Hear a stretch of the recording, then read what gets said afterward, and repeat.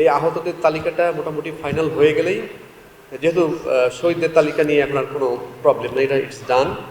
ওই কাজটা যখনই ফাইনালি হয়ে যাবে তখন আমার মনে হয় যে সরকারের তরফ থেকে আমরা একটা রেসপন্স পাবো। তখন আমরাই আপনাদের ডাকবো না, আপনাদের কষ্ট দিয়ে এখানে আনবো না, আমরাই, যাতে আপনারা ঘরে বসে বাড়ি বসে যদি যাই সরকার যে ধরনের আপনাদের রেসপন্স করে সেটা কিন্তু আপনারা বাড়িতে বসে পাবেন, আপনাদের সেই কষ্টটা আমরা দেব না।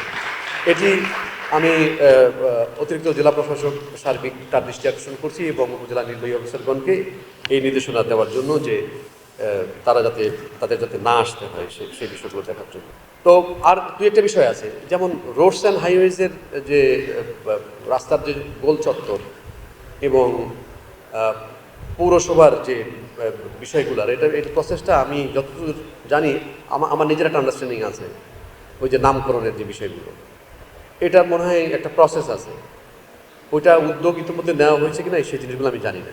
আমি জানবো এবং যদি সংশ্লিষ্ট ডিপার্টমেন্টকে লিখতে হয়, বলতে হয়, আমরা আমাদেরকে একটু টাইম দেন। আমরা বারবার যে কথাগুলো বলি, আমি বলি, কালকে একটা মসজিদে বলেছি, তো বলেছি বলে রিজনেবল টাইম মানে হলো কি হচ্ছে একটা কাজ করতে যে সময় লাগে আর কি, ওইটাকে বিবেচনা করবেন যে কিছুটা সময় দেন, আমরা আপনাদের যে দাবিগুলো আছে সেই দাবিগুলো। আর একটি বিষয় হলো গিয়ে মামলা যে বিষয়গুলো নিয়ে, সেগুলো তো আমাদের এই যে পুলিশ সুপার পদে পদোন্নতিপ্রাপ্ত আমাদের সহকর্মী তিনি তো বলেছেন ওনারা চেষ্টা করছেন। আসলে আমরা তো সবাই চাই যে হত্যাকারী খুনির দৃষ্টান্তমূলক সাজা হোক।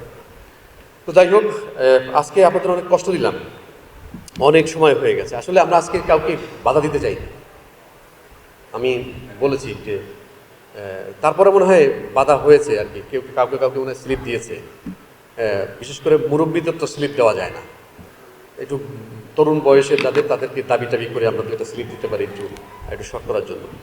আমরা আপনাদের বাসায় যাব, বাসায় গিয়ে আমরা শুনবো। একটা বিষয় হলো গিয়ে সামনে রমজান আসছে, আমরা যে জিনিসগুলো আমরা কিন্তু মানে মোটামুটি একটা খসড়া প্ল্যান করেছি। সো আমরা আসি, কিন্তু আপনারা দেখেন অনেক সময় যখন দুর্যোগ হয়, শেষ করে দেব, দুর্যোগ যখন হয় তখন ওই সেনাবাহিনীতে রেস্কিউ করলো হেলিকপ্টার দিয়ে। নর্মালি তো আমাদের যে সিভিল অ্যাডমিনিস্ট্রেশন যারা আছে তারাই এই কাজগুলো করে। তারপরও সিভিয়ারিটি এত বেশি ছিল যে এয়ার লিফট করা লেগেছে, তো তখন খাদ্য সহায়তা দেওয়া হয়। এখন অনেক রিস্ক পরিবারকে তো খাদ্য সহায়তা দেওয়া হয়েছে, কারণ কি তখন ওই পরিবেশ ছিল না যে তাকে সে রান্না করে খাবে বা ইয়ে করে খাবে।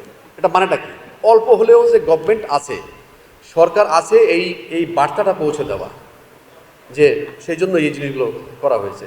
সো আমাদের রেসপন্সটা এরকম থাকবে যে আপনাদের একটা অনুভূতি হবে যে না, আমাদের যদি কিছু নাও দিতে পারে তারপরও তারা এসে আমাদের দেখে গেছে। এই ওয়াদাটুকু আপনাদের করছি, আপনাদের খোঁজখবর নিব। যাই হোক, আমরা একটু পরে একটু দোয়া আছে, দোয়াটা করে এই অনুষ্ঠানটা শেষ হবে। আপনারা সকলেই ভালো থাকবেন।